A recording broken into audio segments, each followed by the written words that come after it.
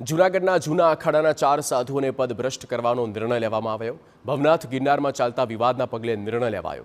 મહેશગીરી, મહાદેવગીરી, અમૃતગીરીને પદભ્રષ્ટ કરવામાં આવ્યા। કનૈયાગીરીને પણ પદભ્રષ્ટ કરવામાં આવ્યા છે। જૂનાગઢના જૂના અખાડાના 4 સાધુઓને પદભ્રષ્ટ કરવાનો નિર્ણય લેવામાં આવ્યો છે। ભવનાથ ગિરનારમાં ચાલતા વિવાદને પગલે નિર્ણય લેવામાં આવ્યો છે। મહેશગીરી, મહાદેવગીરી, અમૃતગીરીને પદભ્રષ્ટ કરવામાં આવ્યા છે।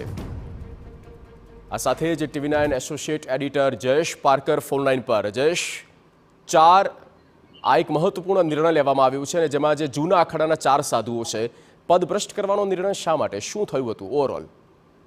જી બિલકુલ, આ નિર્ણય ઘણો અપેક્ષિત પણ હતો, પણ આપણે ખ્યાલ છે તે મુજબ મહાકુંભની અંદર આ પ્રકારના નિર્ણય લેવાતા હોય છે। મહાકુંભ એક એવો અવસર હોય છે કે જે સમય પદ અપાતા પણ હોય છે અને પદ છીનવી પણ લેવાતા હોય છે। તો જૂનાગઢના આ 4 સંતો જેને સાથે ઘણા બધા વિવાદ જોડાયેલા હતા।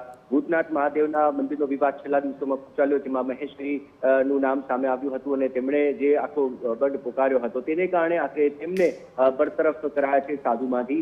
આ ઉપરાંત મહેશગીરી તેમને પણ પોતાના વિવાદને ચાલતા તેમને અને કનૈયાગીરી આ તમામ લોકો પોતપોતાના સ્થાનની અંદર। જી બિલકુલ જયેશ, આભાર આ તમામ માહિતી માટે। તો આ નિર્ણય ખૂબ જ અપેક્ષિત હતો અને આ બદલાવ જે આવ્યું છે તે મહત્વપૂર્ણ, જ્યાં 4 સાધુઓને પદભ્રષ્ટ કરી દેવામાં આવ્યા છે। ભવનાથ ગિરનારમાં ચાલતા વિવાદને પગલે આ નિર્ણય હવે સામે આવ્યો।